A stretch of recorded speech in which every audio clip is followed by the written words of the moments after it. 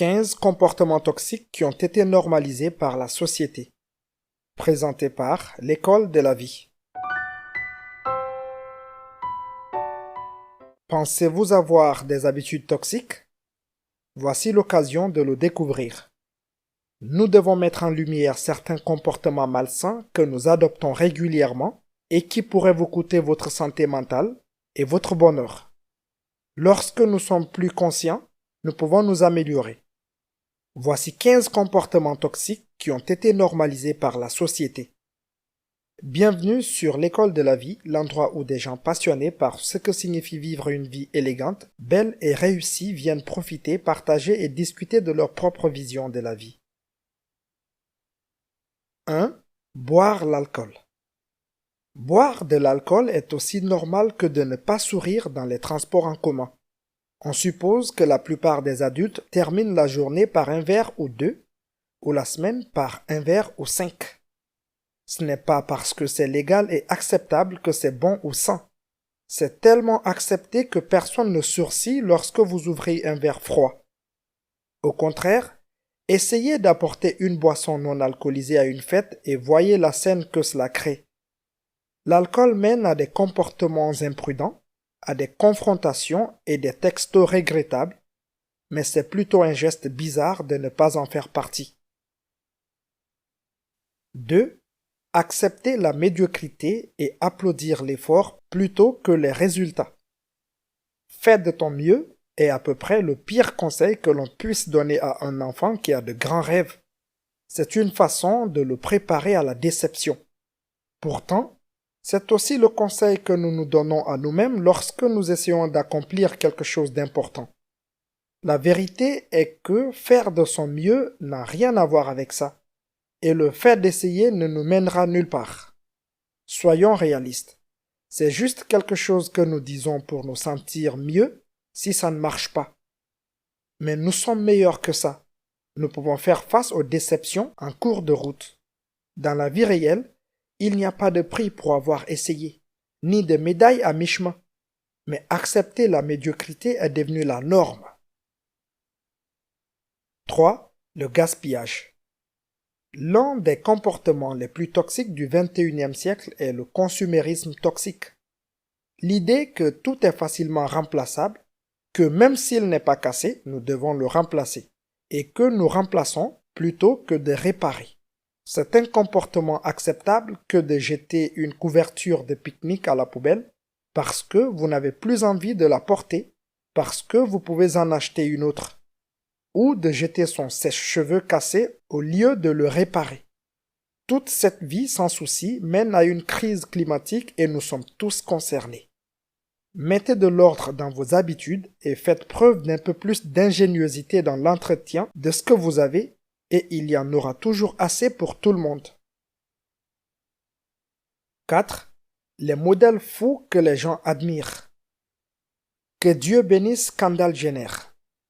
Mais est-ce vraiment elle que vous voulez que votre enfant admire?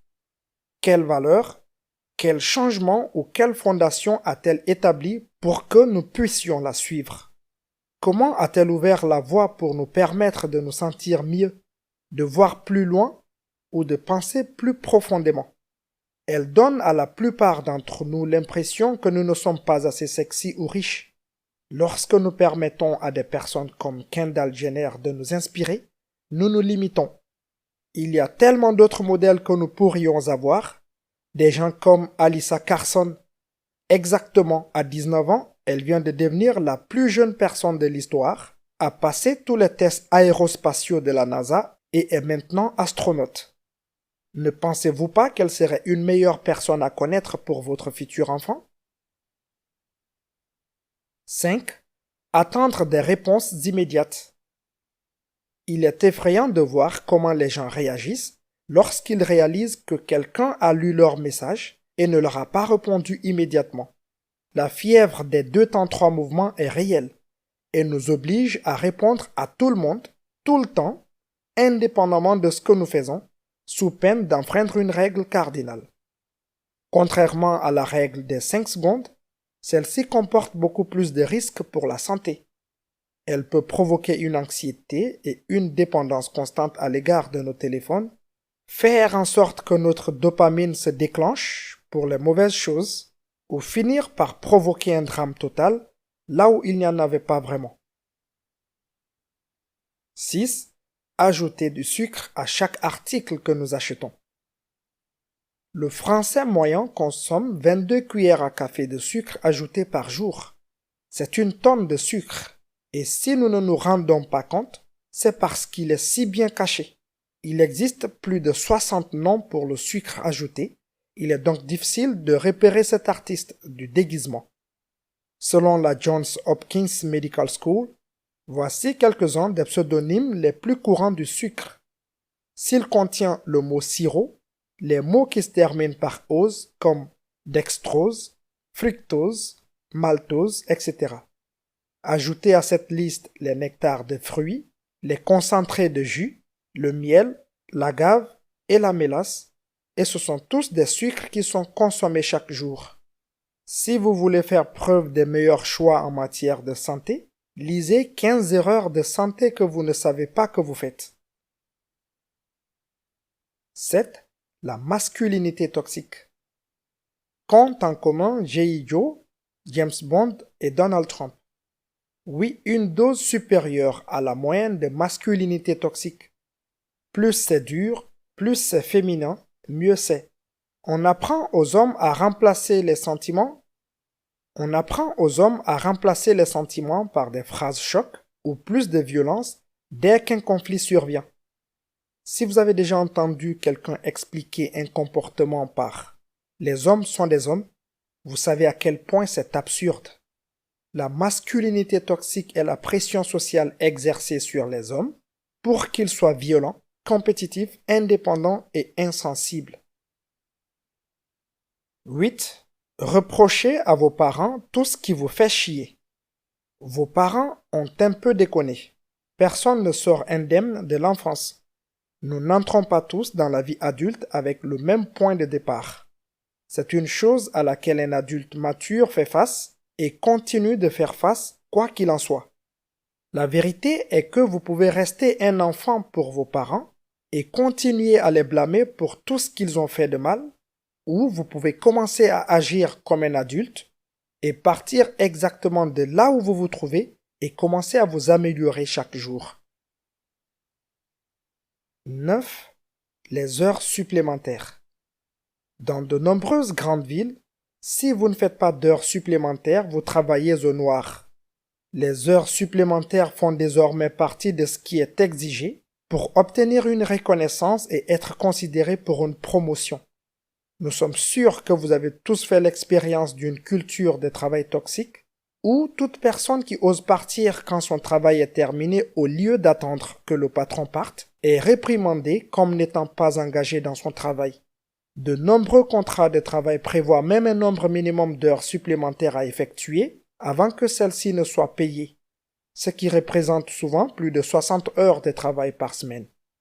Cette semaine de travail longue et continue n'inspire pas l'innovation, l'assiduité ou l'enthousiasme pour accomplir le travail, mais semble plutôt mériter le réchauffement du siège plutôt que la performance. 10. Utilisez vos enfants pour gagner de l'argent grâce aux médias sociaux.